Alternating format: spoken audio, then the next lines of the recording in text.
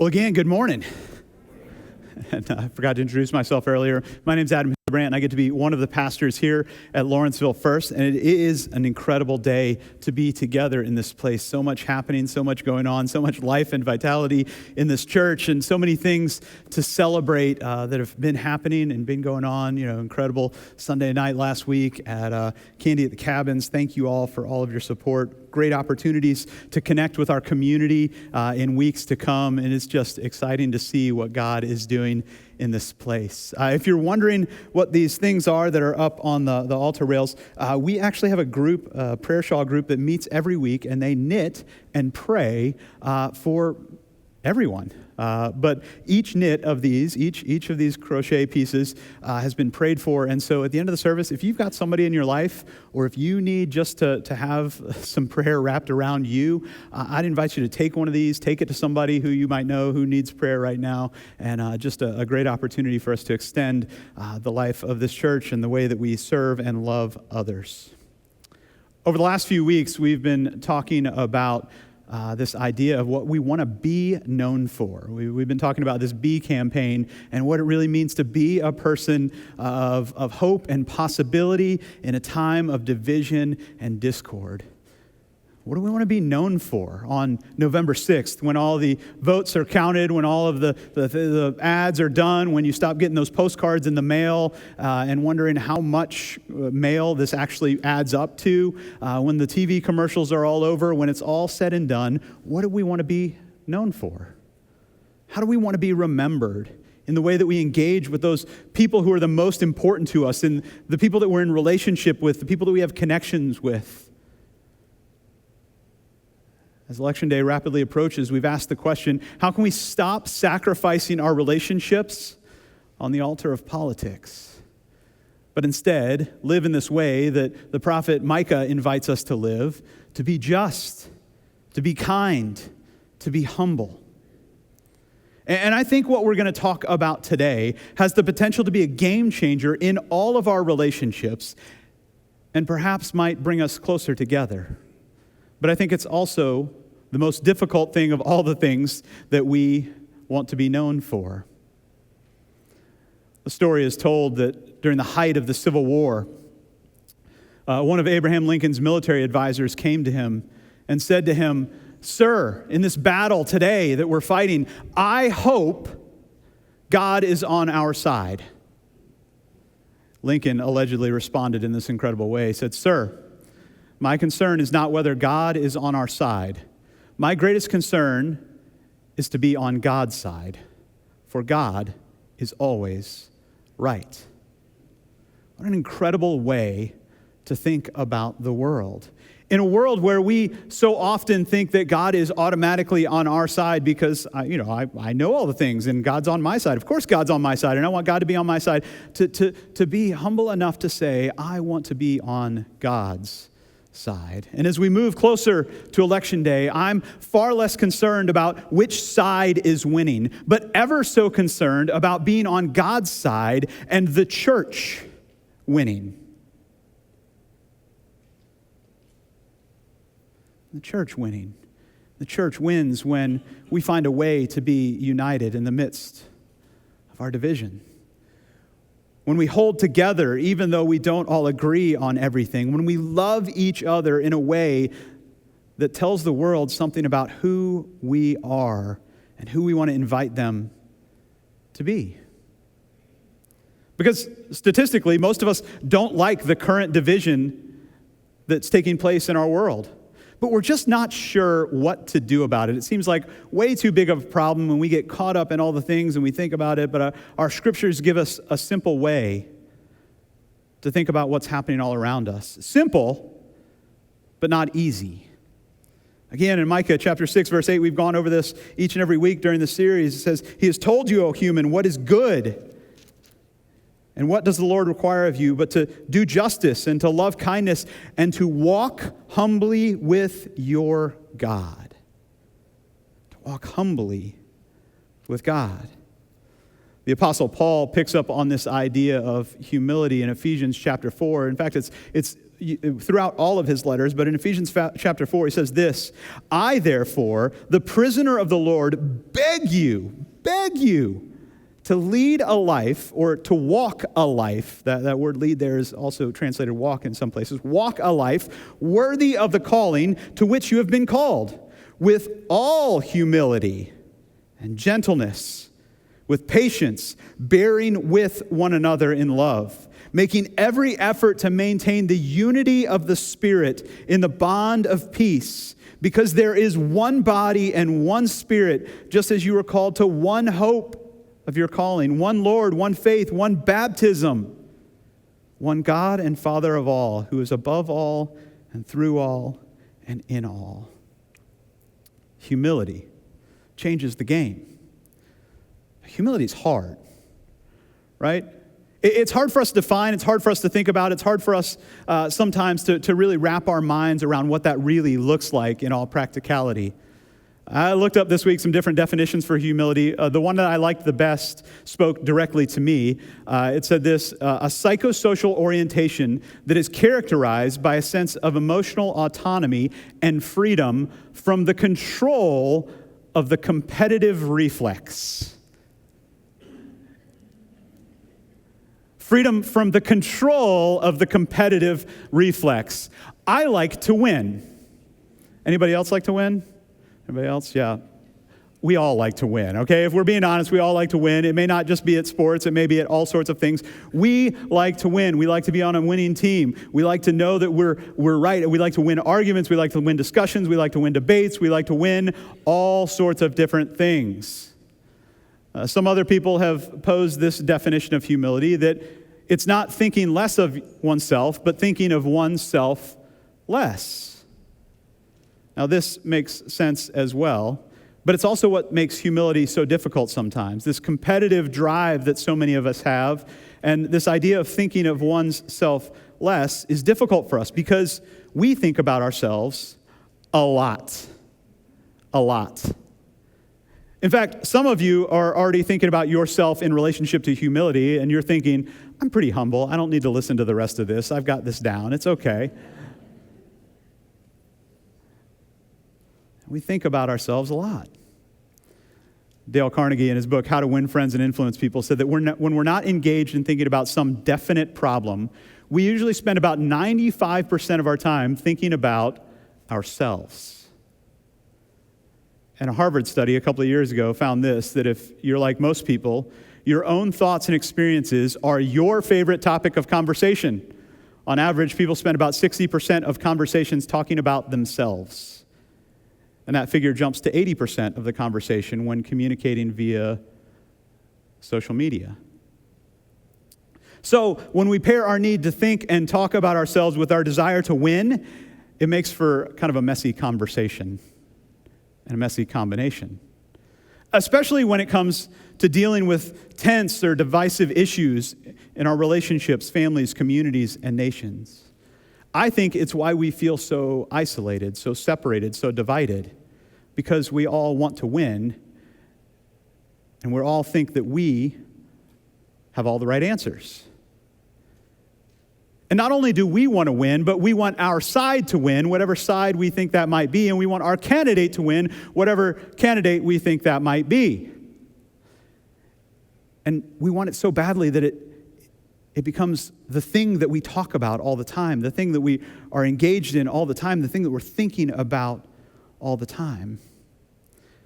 And if you're still thinking that you're not a person who really wrestles with humility, I'm going to just pose a couple of scenarios. And if you're here with somebody who you're in relationship with, you don't need to look at them. You don't need to elbow them. They already know, okay? Just let them be for a second. These are some things that might show that we might wrestle a little bit with humility. And all of us, whether we realize it or not, wrestle with humility. All of these things can be said of me. If you feel the need to provide unsolicited advice about how you should fill in the blank, you might wrestle a little bit with humility. If you feel compelled to try and one-up someone who tells a story and tell a bigger, better story You might struggle a little bit with humility if you hear somebody tell a joke and you think to yourself, I've got a better joke, mine is funnier. And you have to tell that joke or look it up on your dad joke app in the moment.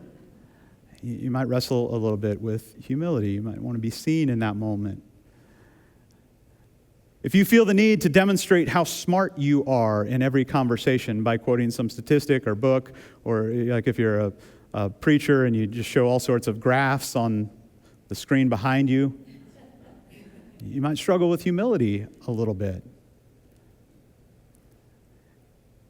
If you feel the need to tell somebody who's driven a car for more than 2 years of their life how to drive their car, you might struggle a little bit with humility.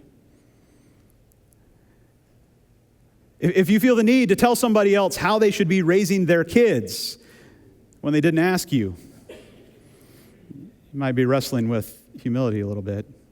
If you can't let it go when someone mispronounces something or says something incorrectly or uses the wrong tense of a word, you might struggle a little bit with humility. If someone has a different opinion from you and you constantly feel the need to enter into a win-lose debate until everyone in the room either agrees with your position or just leaves the room, you might be struggling a little bit with humility. Which is fine, because all of us do. All of us wrestle with it. And I think it's one of the things that is tearing us apart. Michelle and I had this conversation the other night, and I say conversation to not use the word argument, about the most benign, dumb thing you would ever think. There I was, standing in front of the sink, washing the dishes. And I'm washing the dishes in hot, soapy water, and then I'm rinsing them in cold water. And some of you are like, that's not the way you do it, which is what my wife told me. She said, that's not the way you do it. You rinse them in hot water. And I said, oh, that is not the way to do it. The hot water makes the bubbles. The cold water gets rid of the bubbles. I like the amen corner over here, okay? I honestly don't think I'm correct in this, but I wasn't going to let this die. I wasn't going to let this go away. This is the most benign argument ever in the history of the world. But like this thing inside of me wanted to continue to argue about what temperature of water you rinse the dishes in. And I realized this is a matter of hygiene, and my wife is probably right. That it's safer and more hygienic to rinse the dishes in hot water, but I wanted to win. It became a matter of pride, which leads me to the ladder of pride. Anybody ever climbed the ladder of pride? Most of us have climbed the ladder of pride before. It starts with something really simple, like the temperature of dishwater that you're rinsing the dishes with. And you feel the need to keep going with this until you've proven your point, or you've just stopped talking because you're both so angry about the dishwater. And it might move to topics that are maybe more complex, like we started with the first week that we were talking about this. Do you prefer creamy or crunchy peanut butter? And why one is superior than the other. And you begin to argue about why one peanut butter is better or superior than the other peanut butter. Which brings you...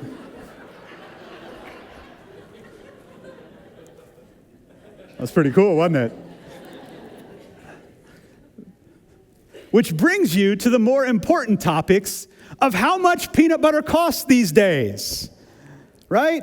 And all of a sudden we're talking about inflation and economics, and now we're having a conversation about what economic policies might be the best policies. And I know which economic policies are the best policies because I have a degree in religion.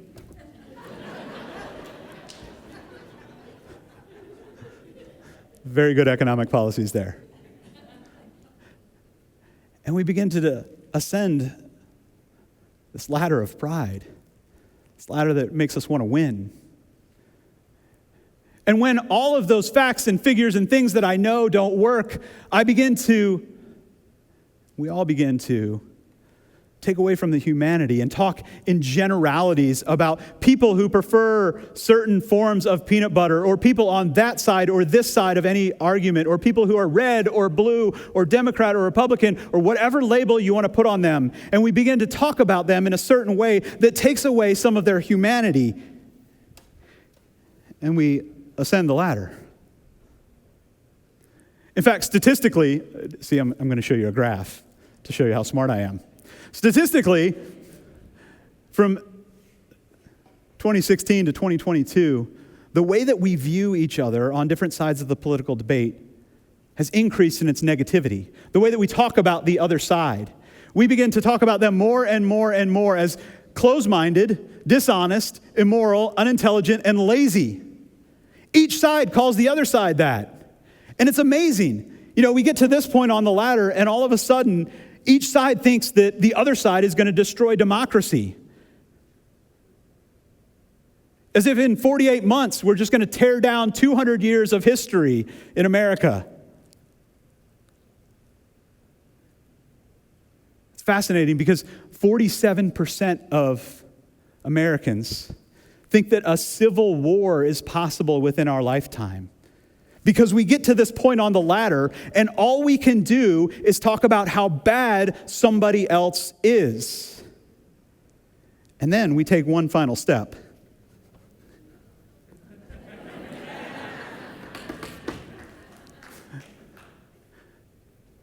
We play the God card, right? We sit down in the place of God, and we say, God is on my side, because I must be right. And so God agrees with me and not with you. And not only does God not agree with you, but God would say that you're evil for thinking the way that you're thinking. And I sit in the place of judgment, which is only reserved for God. But I do it because I've got to win, because I've got to climb that ladder. The opposite of humility is up here.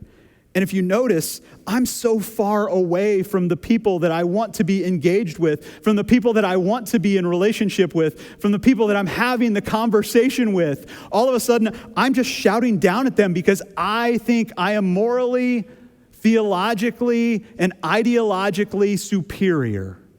I have taken the place of God. And I am no longer walking humbly with my God. I'm God. And God is walking behind me because I'm telling everybody else what God's will is.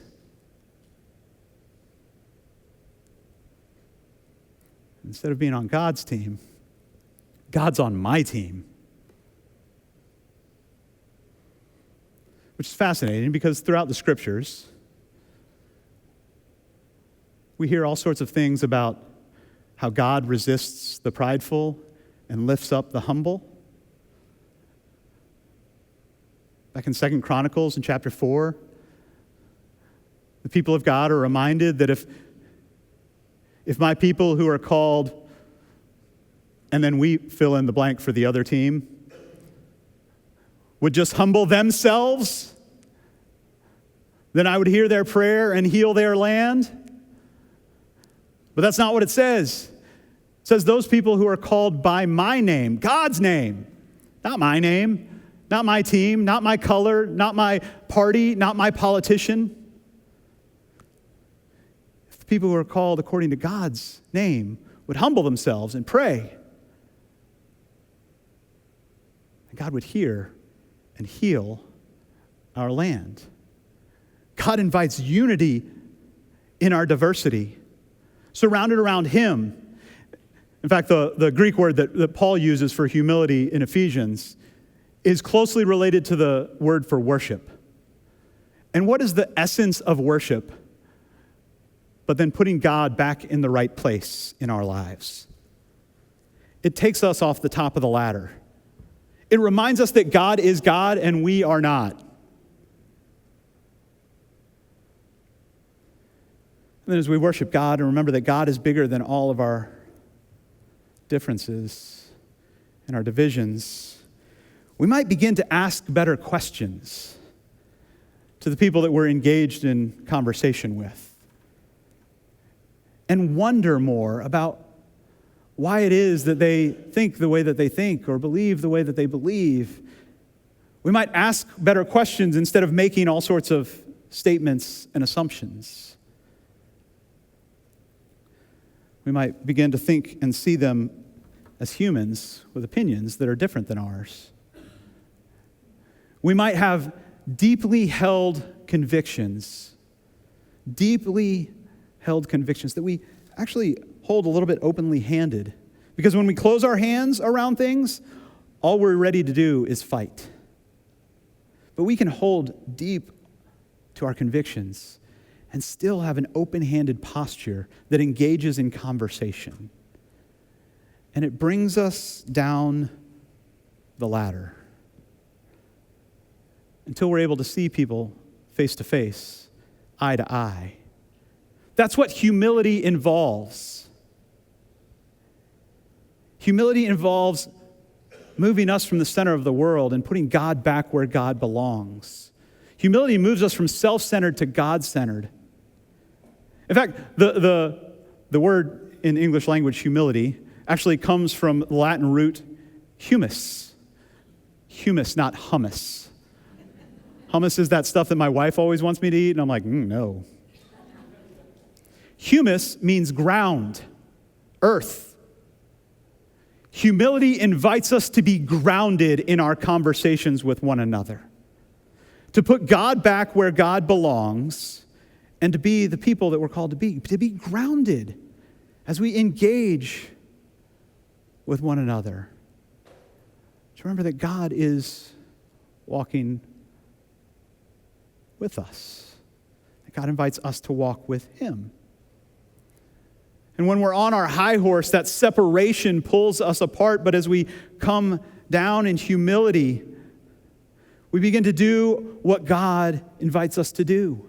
Because I don't know if you remember this, but in one of Paul's other books in Philippians, he talks about the one person who had every right to sit atop that ladder, Jesus Christ, who though equal with God, did not consider it as something to be leveraged over others, like we like to leverage God, but humbled himself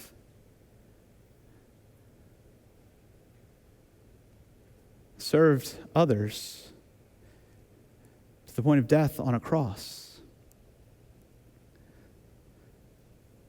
came and walked with us, and was so humble that on the night before he was betrayed, he got down on the ground and washed the disciples' feet.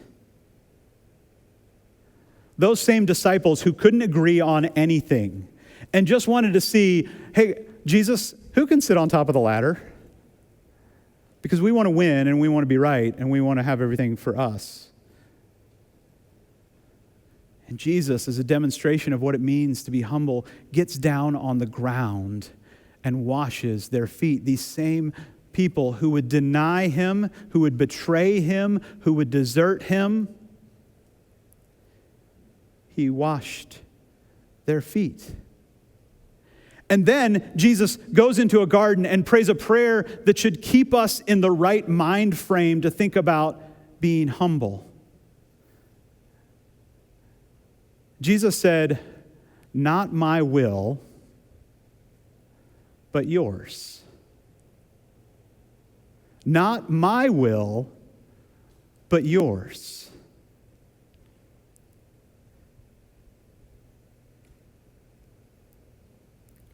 A prayer that invites us to trust God in a season of elections and in the midst of division, and that we would trust God no matter who wins.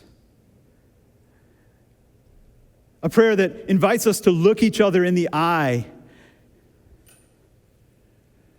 put God back on top of the ladder where God belongs. Commentator Lynn Cohick, who wrote a commentary on Ephesians, says this, that humility that Paul's letter insists on a humility wherein every believer shows differential honor to all other believers, regardless of their social class, party, or rank. Lynn goes on to remind us that if we call ourselves a person of faith, there is so much more that unites us and is so much bigger than the next 4 years and is so much better than all the hyperbole around our partisanship. Because Paul goes on to say, humility leads us towards this thing that we all need, this connection of one body and one spirit, one hope, which, spoiler alert, is not anybody's candidate. They are not the hope of the world. The next line is, one Lord, one faith, one baptism, one God and Father of all, who is above all and through all and in all. And my greatest concern is not having God on my team. My greatest concern is to be on God's side. And if you need confidence to be humble, there it is.